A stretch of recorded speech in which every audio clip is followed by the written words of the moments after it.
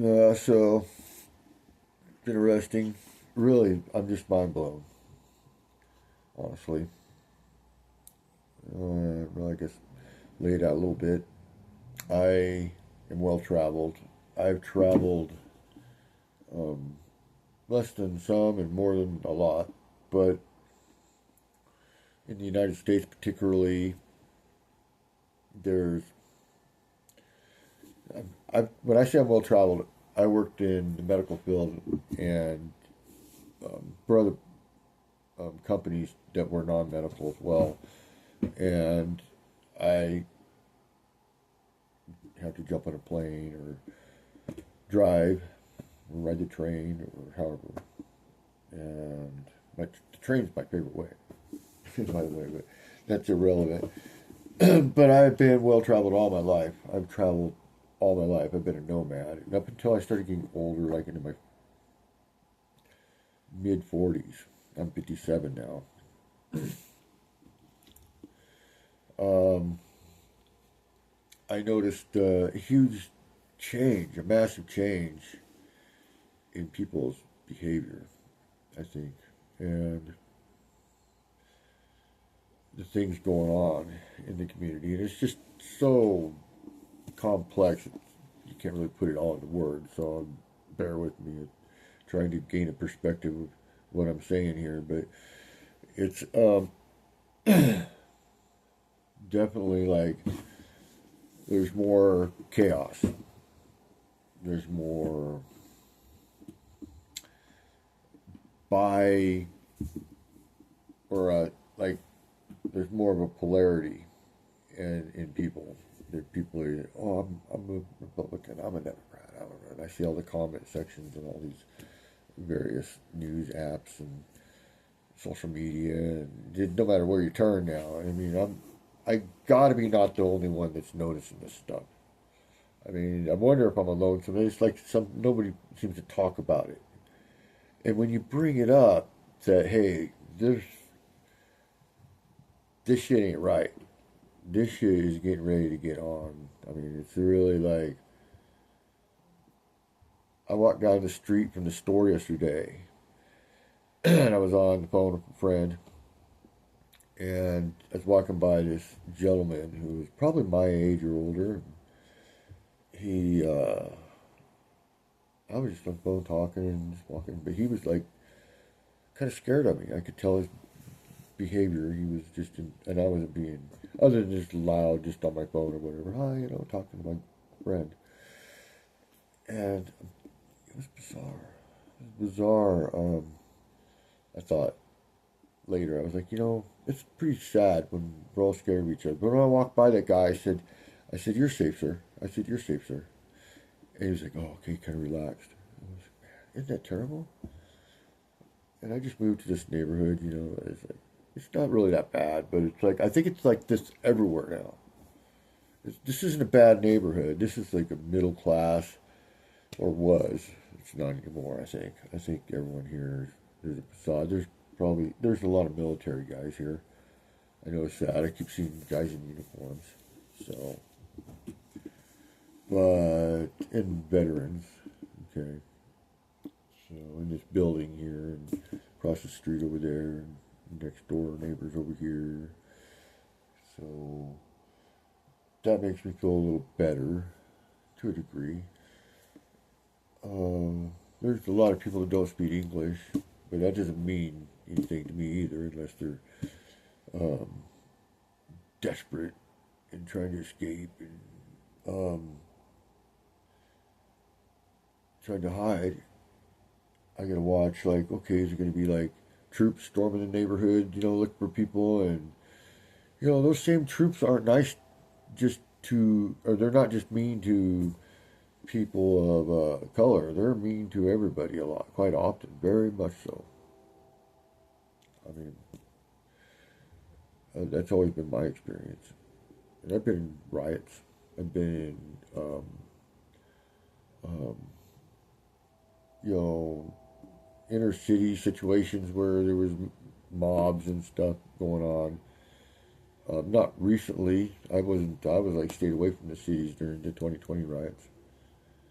It's like people forget all that we had those for 8 or 9 months. Like 6 months, the cities burned like continuously. Most of the cities, Albuquerque, Denver had riots almost every night. It was like Chicago was nonstop riots. It was a war, man. It was that was shit was war. Okay, I remember one night 400 people shot, wounded, and a whole bunch of them killed, like 60 or 70 or something like that. There were shootings like that every night. That is not crime, okay, people. It's like that is war, okay, and even though there may not even be declarations of it or whatever. I mean, there might not be, but that is war. So, and we're going to head right back into that. It seems to me, by the comment sections that I read, and the energy I feel from people, it really just breaks my heart. It really breaks my heart. And it's like, all these people rooting for it, they don't realize it's what they're rooting for.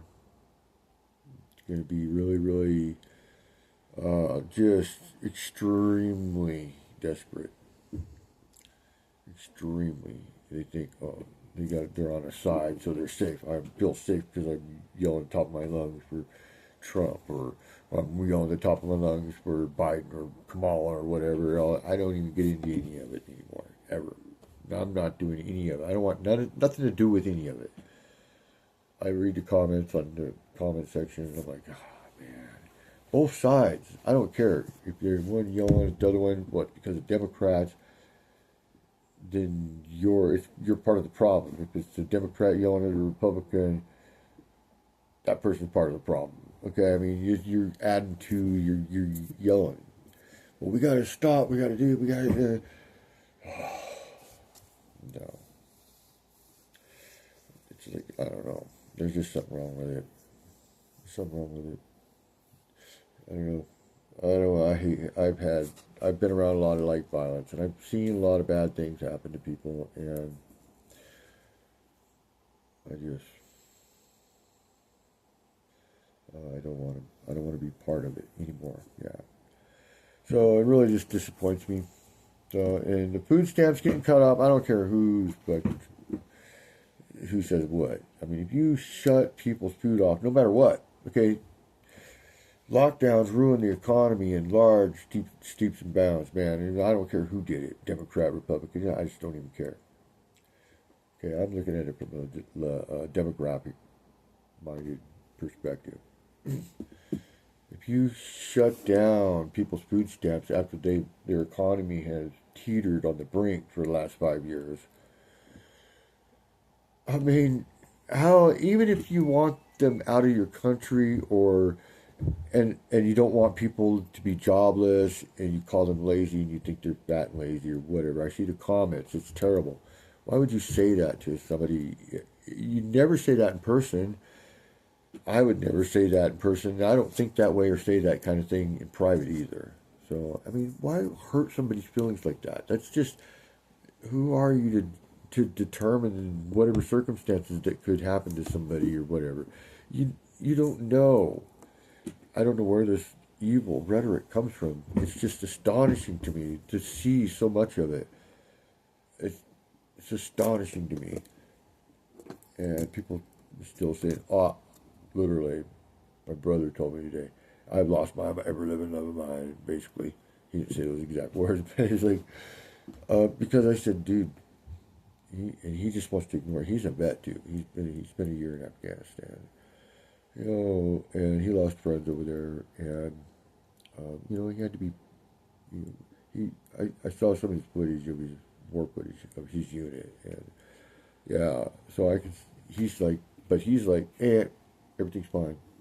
Everything's fine. No, everything's fine. We're going to work through this with it. You know what I mean? And I don't know, man. That's just a little too confident for me. I mean, I like being confident about things, but when you get to a point where it's like, the consequences are stark. I mean, they're just stark. this shit ain't good. We are here at a precipice of my neighborhood right here. It's like, jeez. There's like, I meet this guy over here. He's like telling me, oh yeah, they had a guy at gunpoint right over here, just across the street, a couple houses up, a few houses up. There's a yellow car over there. So they're like, cool. I was like, cool. Have a good night. Then this gal here next door, she's like, well, my brother owns the building. It's a complex, and and uh, so I'm kind of a liaison right now between him and his tenants to a little degree, and they're my neighbors. And so, but I was when I mentioned, I wanted to get security cameras. She goes, "Oh, thank God!" She was like, "Oh," and her reaction told me. I was like, "So, is it okay around here and everything?" She was like, "Well, probably for the most part, but I got stalked." And she was telling me the story about how um, these four different men from her company, which is a factory, she like they're assembly line workers, and for her, the guys there, like apparently they caught him like following her like different times throughout a month, or several months actually, is what she said, and then you know what I mean? It's like I myself have been attacked twice. I have a big old scar right here. I had to have surgery. I got metal pins in here now. My thumb was hanging down here, and you can see I got pictures of it. I ain't putting it on YouTube, but it's all like you could see the cartilage and the bone and everything. It was. And I got in a fight with two guys who pulled a gun on me. That was what happened there. We wrestled for the gun. And I surrendered. They didn't shoot me, but they pulled the gun on me for words because they didn't like my words because they were being mean to other people. And so they didn't like my words, and I was sticking up for those people. And he pulled a pistol out and attacked me eventually in our little argument.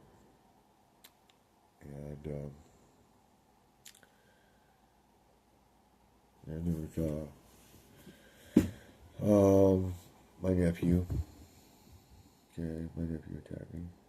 He was high on drugs, and he attacked me when I come over to show him through a thermal imaging scope that I had in my possession, um, that there wasn't anybody trying to stalk him and kill him, and drones everywhere, and he was hallucinating these things, and I tried to do that, and he ended up attacking me, and I had to have 42 stitches. You can see the scar right there, barely.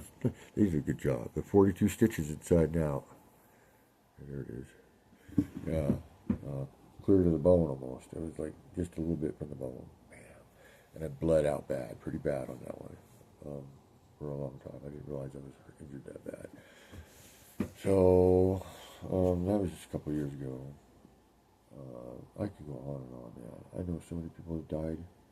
Just, I'm not exaggerating. It's not conspiracy theory or, oh, you're being paranoid or maybe you should get a better life.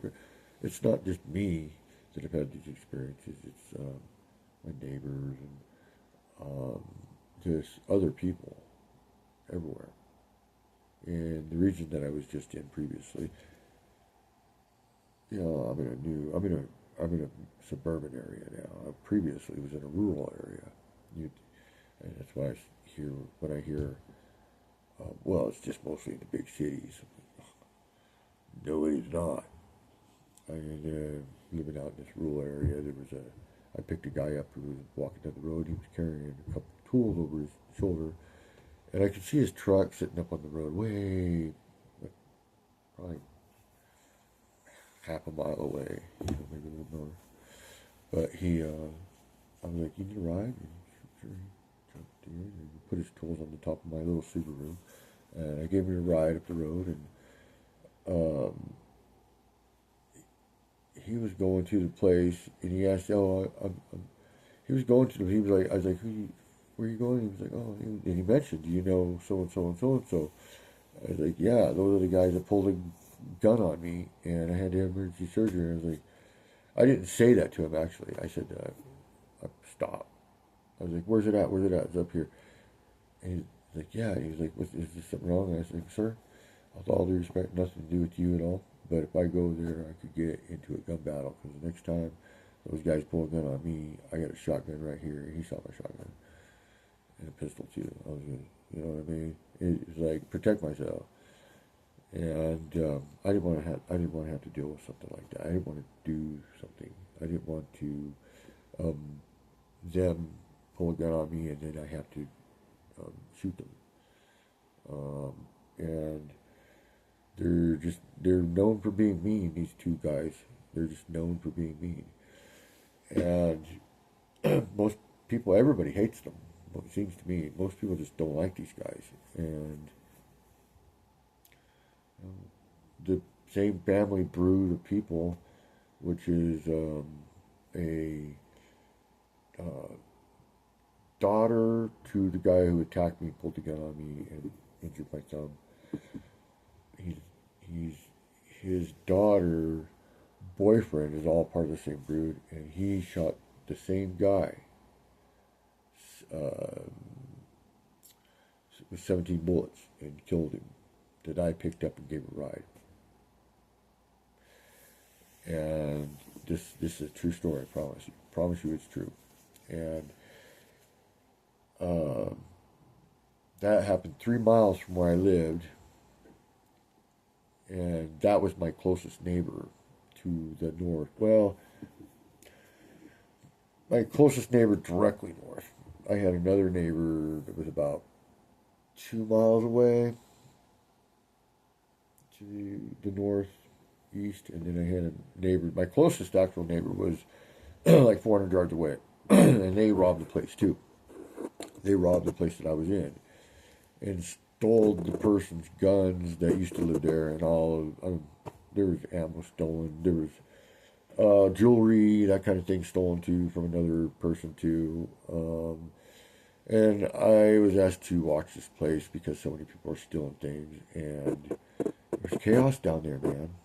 It was chaos. I got a new job at one point in time, and this was like this last summer, okay? So and it was hot outside. It was like 100 degrees every day. And so I'm going to this ranch. It's a llama ranch, cattle ranch, but it had llama as a specialty, like hybrid, and wild llamas. They get wild llamas from Peru and stuff, and train them and take them up in the mountains on tourist destinations and whatnot. So I worked at this ranch and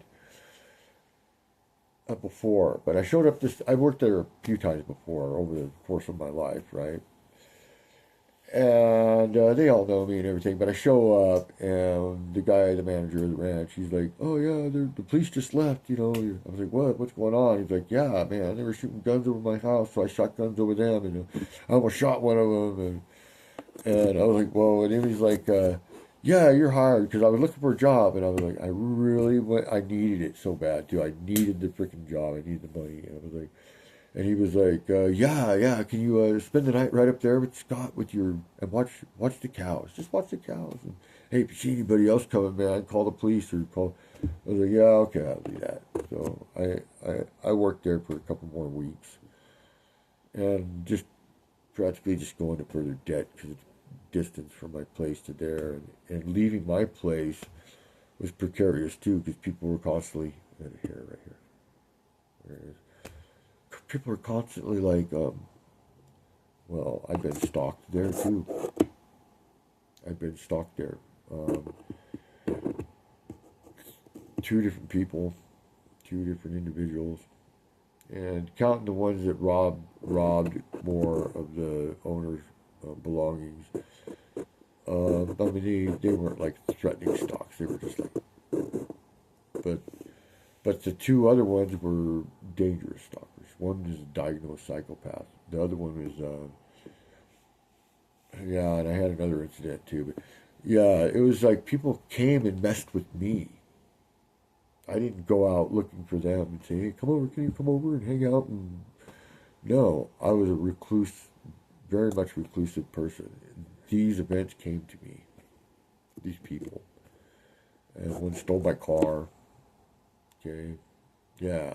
I mean, it was just like, and then if you tell the police, man, you're a snitch in that neighborhood, and it just gets more dangerous then. It's just, but, sorry, baby. I just bumped my dog. Um, so it's just like, okay, what's going on in the United States now? This used to didn't exist like this. I mean, it has in pockets, but now it's like in the rural areas, it's in little towns, it's in big towns, especially it's in, and the riots, they're not little, they last for a long time. Our riots used to be like in the 80s and 90s, it'd be a 3 days, you might get 2 week riot and then you get it under control. Our riots now in the United States last for months. You ever notice that? Okay, you have little tiny micro riots too, but the big ones now, they last for months. So, and now the military is in the cities now, and that's just pissing everybody off, obviously. So it's like, well, no one wants to live in a police state, and I know the whole defund the police. That's why I'm against it. That's a scam. That's the brainwashing people. Defund them, really? Come on. I mean, there's lots of people, crazy people running around. We need cops, and I know I have come across so many law enforcement officers in my travels, and I mean it. And you do have a large amount of them that are just they're just very bad. They're just very inappropriate, very unprofessional, arrogant. They get power trips, and it's so terrible. And defunding that is not the way to deal with it. I think what the way to deal with it is you got to go right to the teaching of law enforcement officers. You have to restructure the entire program, re- uh, better educate, psychology. Let me get my dog. Hang on a second. Take care of her real quick. All right, so where was I? So it's like, yeah, it's going to have to be restructured from the curriculum level, the didactic level, the training, academy training, uh, and add things to it. Make the course longer. I mean, if it needs to be, have a tiered system, but have it promoted like in a tiered system. You can get your uh, associate's degree, but get psychology, get how to. Jiu-jitsu is a great one. It is a real good one. I studied jiu-jitsu. Totally like amateur. I haven't done it in years too. So, but it's like it really does teach you like how to relax and be totally confident as far as your abilities. To I mean, like there's nobody that can. There's always somebody, okay, but if you know what to do, and it is like the actual when you roll on the mat with somebody sparring and training. The thing is that's what you learn is how to just chill. That's why jujitsu, black belts, etc. People who have studied it for like they're usually really chill people, just chill. Right? But um, that's a good one. Psychology, because there's a verbal way of totally de-escalating so many incidences. And I have worked as a doorman before in an establishment that was served alcohol, and it was pretty wild. And it wasn't a gun and knife club, but borderline, really.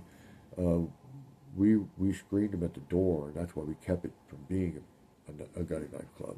We metal detect everybody, and they had to be of age. We carded everybody. You know, it was a nightclub kind of thing. It was Hispanic, and it was no different than the white boy bars either. The white boy bars, some of them were even more violent than the Mexican one I worked at, well, for sure.